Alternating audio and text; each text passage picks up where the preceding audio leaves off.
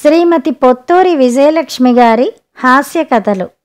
సినిమాకి వెళ్తే రిక్షా ఎక్కం. మా ఇంట్లో ఉన్నవాళ్ళం కాక వచ్చేపోయేవాళ్ళు కూడా చాలామందే ఉన్నారు. వైద్యం కోసం వచ్చేవాళ్ళు, కోర్టు పని మీద వచ్చేవాళ్ళు, వాళ్ళ ఇంట్లో ఏదైనా శుభకార్యం అయితే బట్టలు బంగారం కొనేందుకు, ఇలా చాలామంది చాలా రకాల పనుల మీద వచ్చేవాళ్ళు. మా తాతయ్య గారికి దూరపు బంధువులు 3 ఉండేవాళ్ళు. వాళ్ళ పేర్లేమిటో గాని మేము పెద్ద బామ్మ, చిన్న బామ్మ, బుజ్జి బామ్మ అనేవాళ్ళం. వాళ్ళ 3కి పాపం చిన్నతనంలోనే వైధవ్యం ప్రాప్తించిందట. ఆస్తిపాస్తులు బాగానే ఉన్నాయి పల్లెటూళ్ళలో. అక్కడ ఉండి ఉండి విసిగెత్తి ఏ 6 నెలలకో మా ఇంటికి వచ్చేవాళ్ళు. వారం రోజులుండి సినిమాలు చూసి వెళ్ళేవాళ్ళు. బంధువులు రావడం, వాళ్ళని సినిమాకి తీసుకెళ్లడం మాకు కొత్తేమీ కాదు. మా పిల్లలకి టికెట్లుండవు. మరీ రద్దీగా ఉన్న మొదటి 2-3 వారాలు టికెట్ కొనమని అనేవాళ్ళు గాని ఆ తర్వాత పెద్దవాళ్ళు టికెట్లు కొనుక్కుంటే చాలు మమ్మల్ని ఫ్రీగా పోనిచ్చేవాళ్ళు. ఆ విధంగా ఒక్కో సినిమా లెక్కలేనన్ని సార్లు చూసేవాళ్ళం మేము. పాటలు మాటలు కూడా కంఠస్థం వచ్చేసేవి మాకు. అలా వచ్చేశాక మళ్ళీ సినిమాకి వెళ్ళాలంటే విసిగేసేది. కానీ ఏం చేస్తాం, మాకు డ్యూటీ పడితే చచ్చినట్టు పెద్దవాళ్ళని వెంట పెట్టుకుని తీసుకెళ్లాల్సిందే. మరి ఏదో చెప్పిన పని చెయ్యాలంటే విసిగే కానీ నిజానికి అదేమంత కష్టమైన పని కాదు. సాధారణంగా మ్యాట్నీలకు వెళ్తారు. టిక్కెట్లు పిప్పర్మెంట్ బిళ్లలో కొనిపించి వాళ్ళని తీసుకెళ్లి హాల్లో కూర్చోబెడితే వాళ్ళ దోవన వాళ్ళు సినిమా చూస్తారు. మనం పిప్పర్మెంట్లు తీసుకుని కావాలనుకుంటే సినిమా చూడొచ్చు. లేదంటే ఇంటికొచ్చి ఇంటర్వెల్ టైంకి వెళ్ళి ఒక సోడా కొట్టించి వచ్చేసి మళ్ళీ సినిమా వదిలే సమయానికి వెళ్ళి తీసుకొచ్చేస్తే పనైపోతుంది. ఎటొచ్చి ఆ 3 బామ్మలకి సినిమా చూపించడం ఓ పెద్ద పని. ఎవరూ ఒప్పుకునేవారు కాదు. ఎప్పుడూ ఆ డ్యూటీ నానెత్తినే పడేది. వాళ్ళకి నేనంటే పాపం చాలా ముద్దు. నేను వెంట రావాలనే పట్టుపట్టేవాళ్ళు. వాళ్ళు మ్యాట్నీకి వెళ్లరు. దీపాలు పెట్టేలోగా దేవుడి దగ్గర దీపం పెట్టుకుని పలహారాలు చేసెయ్యాలి. అందుకని ఎప్పుడూ మొదటాటకే వెళ్లేవాళ్ళు. వాళ్ళని అంటిపెట్టుకునే ఉండాలి చివరిదాకా. సినిమాలో పూర్తిగా లీనమైపోయి మరీ చూసేస్తారు. టైటిల్స్ అయ్యి సినిమా మొదలెట్టిన దగ్గర నుంచి వీళ్ల వ్యాఖ్యానం మొదలు. ఆహా, ఈ కుర్రాడున్నాడు, అయితే బానే ఉంటుంది అనుకుంటారు. ఏడుపు సీన్లు వస్తే బోరు బోర్న ఏడవడం, హాస్యం వస్తే పగలబడి నవ్వుతూ పక్క సీటు వాళ్ల వీపు విమానం మోత మోగించడం సర్వసాధారణం.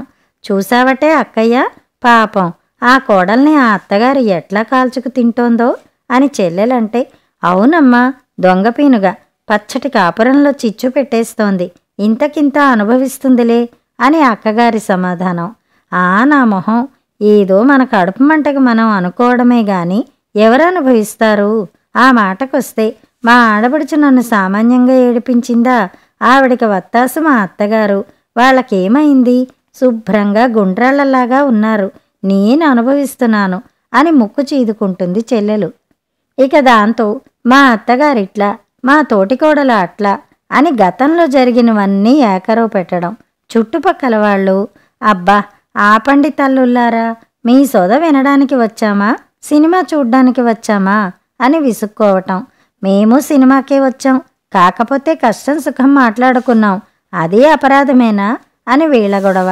అప్పుడు కల్పించుకుని వ్యవహారం సర్దుబాటు చెయ్యాలి. ఒకసారి ఆ 3ని నా సినిమా హాల్లో శ్రీకృష్ణ తులాభారం సినిమాకి తీసుకెళ్లాను. కృష్ణుడు కనిపించగానే వసుదేవ సుతందేవం కంసచాణూరమర్ధనం అని శ్లోకాలు మొదలు పెడితే కసిరి మాన్పించాను. మహాపతివ్రత సాక్షాత్తు ఆదిలక్ష్మి ఆ రుక్మిణీదేవికి ఎన్ని అవమానాలో. సత్యభామాదేవి, నీకింత గీర్వాణం పనికిరాదు సుమి అనడం, అవతల వాళ్ళు ఇష్షో ఇష్షో అనడం. ఎలాగైతేనే సినిమా అయిపోయింది. బయటికి వచ్చాం. ఇల్లు దూరం, నడవలేరు. 4 ఉన్నాం. న్యాయంగా 2 రిక్షాలు మాట్లాడుకోవాలి. అలా చెయ్యాలంటే ఒకరితో నేను తోడున్నా రెండో రిక్షాలో వాళ్ళిద్దరే. అందుకు చచ్చినా ఒప్పుకోరు. వాళ్ళనెవరెత్తుకుపోతారో అని భయం. అప్పటికి ఎన్నోసార్లు చెప్పాను, బామ్మలు మీ దగ్గరేముంది, మల్లు పంచలు, తెల్ల రవికలు, నన్ను చూడబోతే ఉన్న సొమ్ములన్నీ ముందు జాగ్రత్తగా ఒలిచేసుకునే పంపింది మా అమ్మ. ఇక మనకేం భయం అని. వింటేనా, నీకు తెలియదులే అమ్మడు, పట్నంలో అంతటా మోసాలే అంటారు. కాబట్టి చచ్చినట్టు అందరం ఒకే రిక్షాలో ఎక్కాలి. రిక్షా బేరం మొదలెట్టాను. నలుగురం అంటే 30 అడిగాడు. ఏం కాదు, ₹1/2 ఇస్తానన్నాను. 4-5 రామ్ పొమ్మన్నారు. ఒకడు ఒప్పుకున్నాడు. నలుగురిని బ్రిడ్జి మీద నుంచి ఈడ్చుకెళ్ళాలి కదమ్మా, 60 పైసలు ఇవ్వండి అన్నాడు. సరే పద అన్నాను. ఎక్కండి బామ్మలు అంటే వెనక్కి తగ్గారు. ఓయమ్మా వద్దే తల్లి, వీడెవడో ఈడ్చుకెళ్ళాలంటున్నాడు. ఎక్కడికి ఈడ్చుకుపోతాడో ఏం పాడో, రాత్రి పొద్దుపోయింది, జనసంచారం తగ్గిపోతోంది అని గోలెట్టేశారు. అది కాదు బామ్మలు, బ్రిడ్జి మీదకి ఎక్కేటప్పుడు కిందకి దిగి ఈడ్చుకెళ్ళాలి కదా, ఆ మాటే చెప్తున్నాడు అని ఎంత నచ్చ చెప్పినా వింటేనా. ఆ రిక్షానే కాదు, ఇంకే రిక్షా ఎక్కం అన్నారు. నడుచుకుపోదాం అన్నారు. ఏం చేస్తాను, సరే పదండి అన్నా. నేను నా జడ పుచ్చుకొని బామ్మ, ఆవిడ వెనక ఇంకో బామ్మ, చివర ఇంకో బామ్మ. రైలు బండిలా నడుచుకుంటూ వస్తుంటే అందరూ చూసి ఒకటే నవ్వుకోవడం. చివరికెలా అయితేనే గమ్యం చేరాం. ఇంట్లో జనం అంతా బయటే ఉన్నారు, మేము ఇంకా రాలేదని. మమ్మల్ని చూడగానే అదేమిటి నడుచుకొచ్చారే అని కంగారు పడిపోయారు. చెప్పాను. పోనీ ఆ నడిచేదేదో పక్కపక్కనైనా నడిచే రావచ్చుగా అంది పెద్దత్తయ్య. ఏమోనమ్మా, చీకట్లో పిల్ల కనుమరుగైపోతే ఏం చేస్తాను చెప్పు, అందుకే ఇలా వచ్చేశాం అన్నారు బామ్మలు ముక్త కంఠంతో. కథ సమాప్తం.